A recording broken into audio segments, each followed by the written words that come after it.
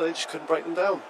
You were wondering whether they could keep that intensity up, and Arsenal just kept coming at them. It felt like they were hanging on a bit at times in the second half, especially towards the end. Some good chances for the equaliser.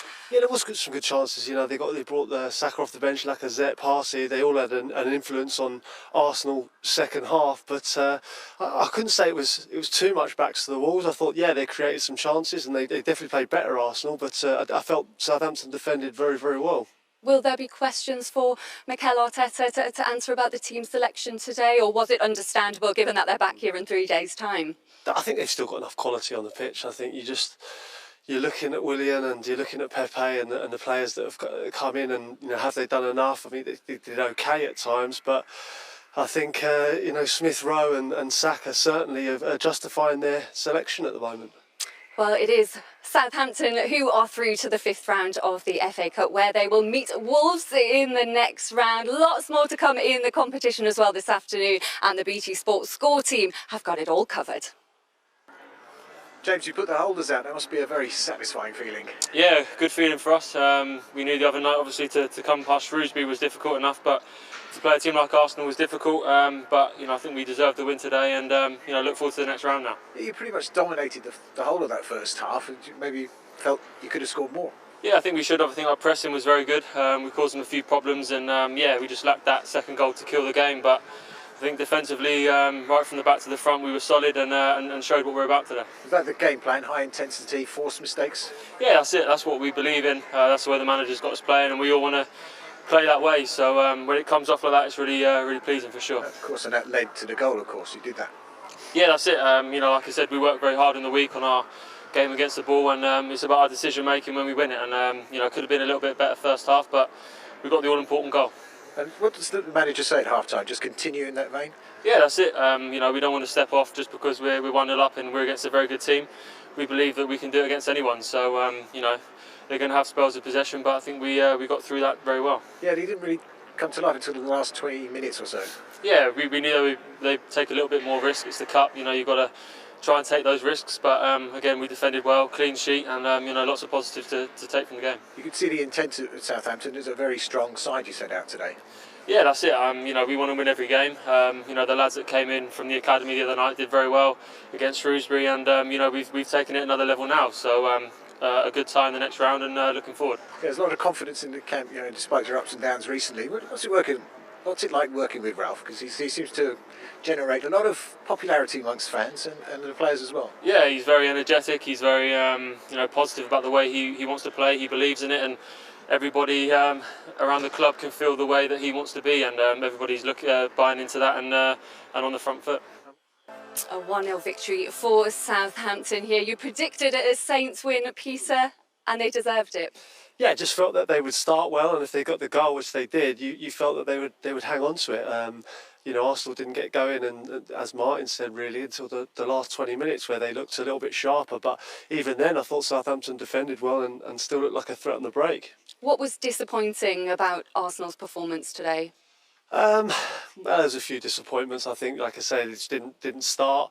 I thought they were ponderous in possession, maybe with Xhaka and El Neni in the first half, and Southampton just didn't let them play. They kept pressing them, they kept putting them under pressure, and Arsenal couldn't get out. And it was only until the second half, really, with the introduction of Partey, Lacazette, Saka as well, to turn their fortunes. They just couldn't break them down. Was there just not enough intensity, and then it all came too late? Yeah, exactly right. Yeah, you can't start like the manner they did. They were sloppy at times, and Southampton, credit to them, you know what they're going to do. You said it before the game what they were going to do. They were going to press them high up, and they were going to be intense, and they were going to win the ball back high up, and that's exactly what they did. And they could have had more in that first half, but they were hanging on perhaps at times, but I felt they were comfortable in possession, and they were a threat on the break in the second half. They started really well as well, Southampton, didn't they? Made the breakthrough in the 24th minute. Did that just come from how well they were pressing?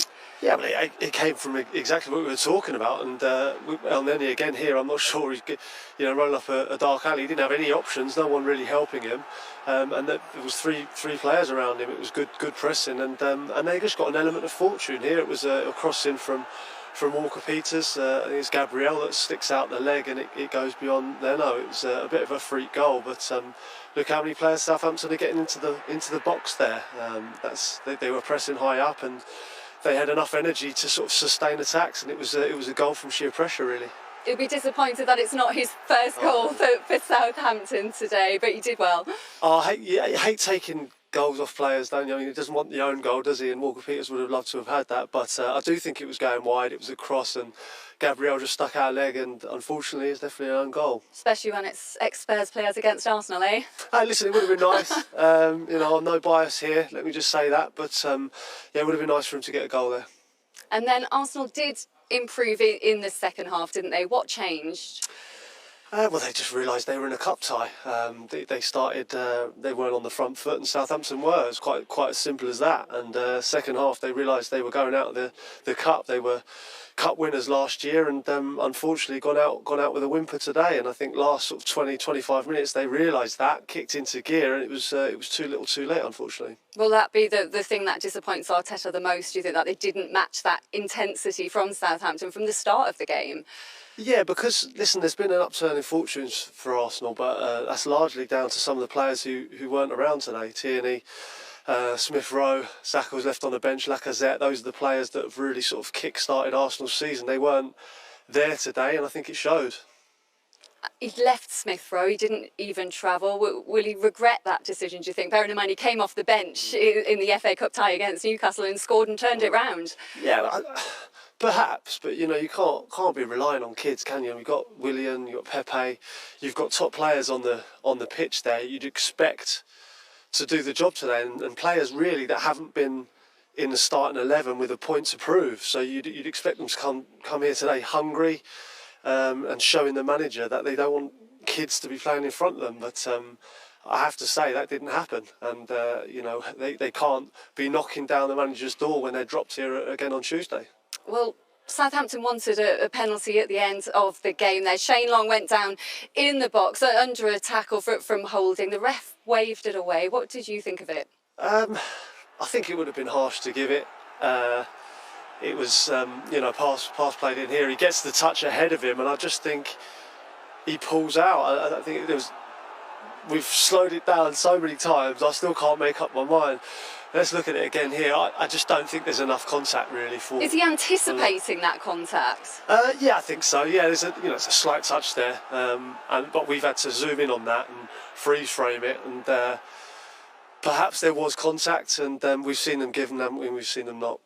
Let's bring in the expert, shall we, and talk to Peter Walton, former Premier League referee. Peter, what did you make of that incident? Well, there's two things on that. First of all, the ball, which we can see, clearly goes out for a goal kick. Long got the ball, not the Arsenal defender. But VAR can't adjudicate on that because that's a restart. So that's not part of VAR's remit. In terms of the actual possible penalty kick, yes, VAR, David Coote, would have looked at that, but he needs to have clear evidence to change an on-field decision. And as Peter's already articulated there, it's a very difficult one to call, so you wouldn't see that as a clear and obvious error from the on-field official, and therefore we stuck with a corner kick.